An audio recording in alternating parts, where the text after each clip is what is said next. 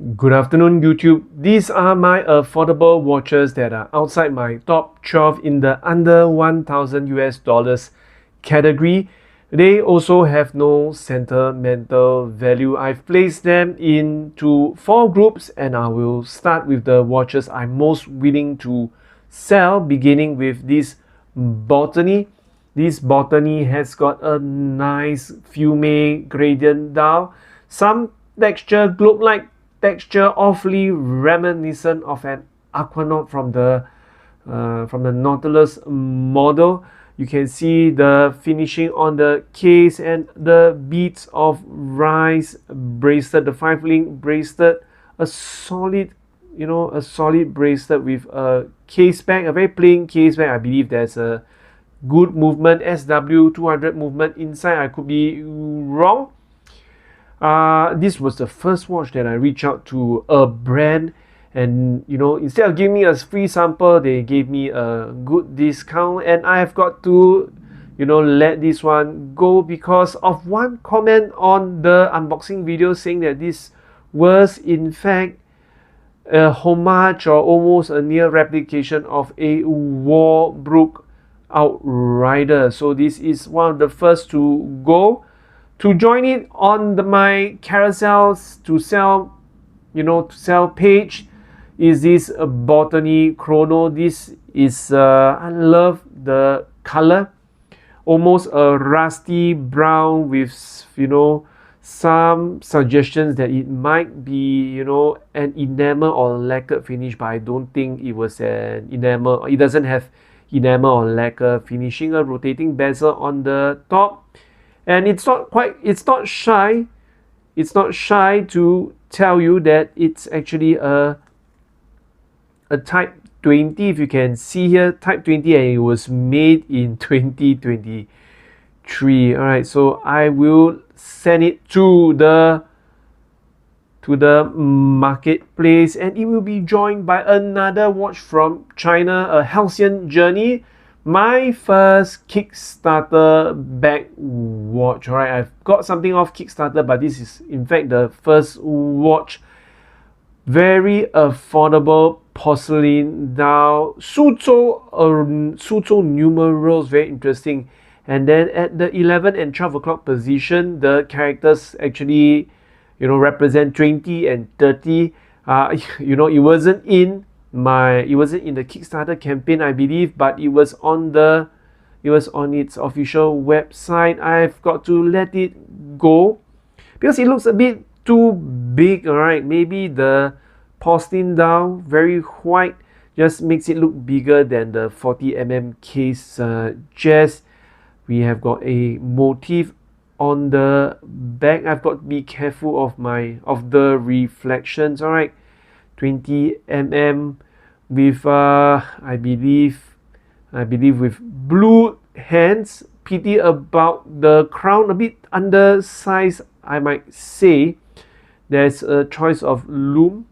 They actually are not a choice of loom, but they applied loom to the second hand, which is also very odd. Then finally, to complete the quartet, we have got a Vario Empire with its Art Deco design inspiration. Singapore micro brand, alright. Designed in Singapore by a Mr. Ivan Chua, I believe. Started out doing straps. I would like to support the local watch community, but I felt that this watch, I've bought a Zelos, I've not tried RZE, but the thing I don't like about this, I like the color, I like the numerals, but it is just a bit too thick for a 3-hander. Alright, they have been doing some good work. They have actually got the reversal type watch. Alright, next we have 4 Casio, starting with this Casio Solar with a sapphire crystal without a date window. Very interesting. Somewhat grey brown fume dial. I bought it because it was a 3-hander, very very Gada-ish But there are so many, there are too many three-handers in my collection, and because this is a solar watch, I tend to leave it in the open, and then I will just neglect wearing the other watches because you just grab what you can see. Not a bad watch, but it just has to go because there are just so many of these watches.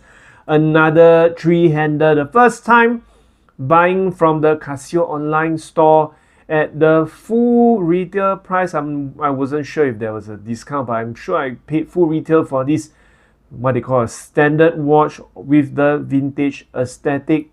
Yes, got 18 or 20 lux, and the dial color is what you are going for. A lot of folded links, and we've got a press clasp, a lot of cost cutting here. And then we also have got another of the same, almost the same color, the one with the fluted bezel. Alright, I contemplated keeping it in the collection for a while more, but if you must know, this watch is actually, I think, underneath the case material is made of brass, and then it's pretty much ionized, or what they call chrome plated, meaning after a while longer, after greater wear and tear, the shiny area will peel off. Alright, but let's see how we go. And then this is where I draw the line on watches that are easier or the easiest to sell. I will have some reluctance selling this Casio. This is the, I believe it's MDV107 chocolate dial without the marlin logo. I have this on some AliExpress straps. You can see that the rate has actually dulled somewhat. The thing about this watch, it has got what, 200 meters water resistance, quartz powered, good lume, nice crackling of the bezel. You can pretty much wear this when you go overseas without worrying that you have it scratched or have it damaged. It's just a good everyday, go anywhere, do anything watch, even for the beach. Here we have 3 more watches. They are all very good in their own right, but then they are somewhat surplus to requirements, starting with the Citizen Tsuyosa, one of the first few release batches. It features the Miyota movement that cannot be hacked, alright? Cannot be hacked, and now we have got a smaller 38 case diameter version. Some people like this bracelet, it's a bit thick, but I think I love the color. I've replaced the buckle somewhat, and then you see this orange color. It's quite fun, and which is why everything from the Duro onwards, you see that it warrants some space in the collection. Because you wear it shows your personality, but again, surplus to requirements and servicing costs will come in soon, especially when you have just so many watches. This is the SSK, I believe. This is the first Seiko 5 with the a collar GMT movement. I believe the collar GMT movement is NH36. I could be wrong with a Cyclops there. This is the Batman style, Batman color coordinated bezel. Alright. Again, I've got the clasp replaced so that it's at least a mule clasp. You can see the movement here. Let me see if I can see here. I think I cannot see here. My eyesight is failing me. I've got a very lovely GMT watch that is from the luxury price category, and I would rather wear that more often to get my ROI. And this is one of 3 watches I bought from Japan in 2003. This is the Citizen Circular.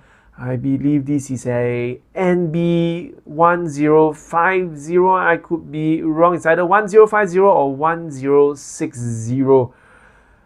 In terms of aesthetic, you know, awfully reminiscent of not just the sub but several Rolex did. Just a classic look for this three-hander with the date window. Alright, I hardly wear this because I'm afraid of damaging it.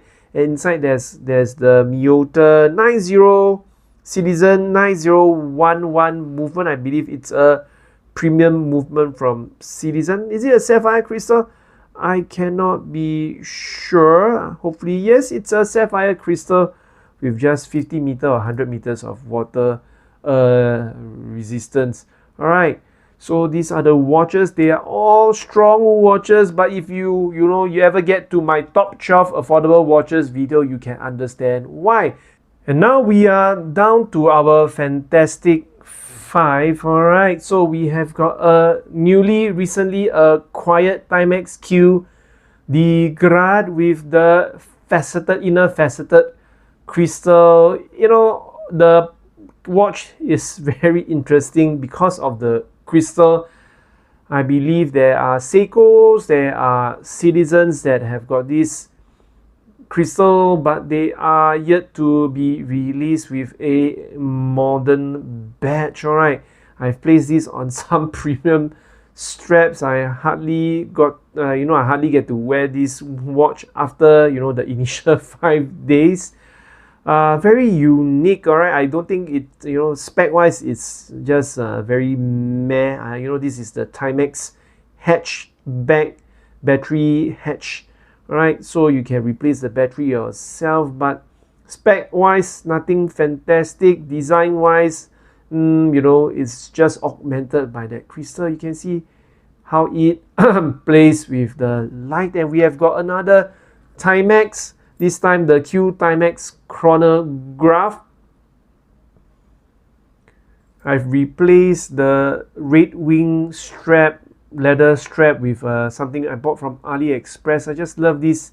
Don't just love this aesthetic. Oh wow, what did I see? I realized that the hatch looks different, right? So this has got the the groove on the outside. This has got the inner groove, right? First time noticing that. And the watches from Timex, they just tap on the vast design library that Timex has, but the watches, they are pretty much assembled and assembled in China using with Japanese movement inside. So that's quite a pity. I love my chronographs, that's why I got this. And people love the panda look. And then we have got the Smith's Air Ministry, very plain watch, I would add. It came originally on a NATO strap. One thing I don't like about this is that it hooks onto the position. I thought it was a false date or a ghost date position, but I think it's just the the crown hooking onto the case internally somewhat. I like the aesthetic. And then just a bit of trivia. This Smiths is actually the trademark acquired by Mr. Platt. So it's the only continuity it has with the original Smiths instrument is this trademark logo. Alright, so some of a homage. And when I got the watch, I was surprised, or rather I should have known that this was actually made or exported from Hong Kong. So it's not surprising, but at the same time, lovely looking watch. Alright, you get a sense of the style that I am veering towards, which leads me to this Seagull Wuxing reissue. I think this is the 70th anniversary, or is it the 60th anniversary of the watch, one of the first few models released by the Seagull watch factory. If you've seen some of my shots, you notice that at the 12 o'clock position, it says 1955 to 2025 in a nice opulent red dial with the gilt indices and Arabic numerals on the alternate position. Alright, Solid case back, 70th anniversary, as it confirms here with the numbers.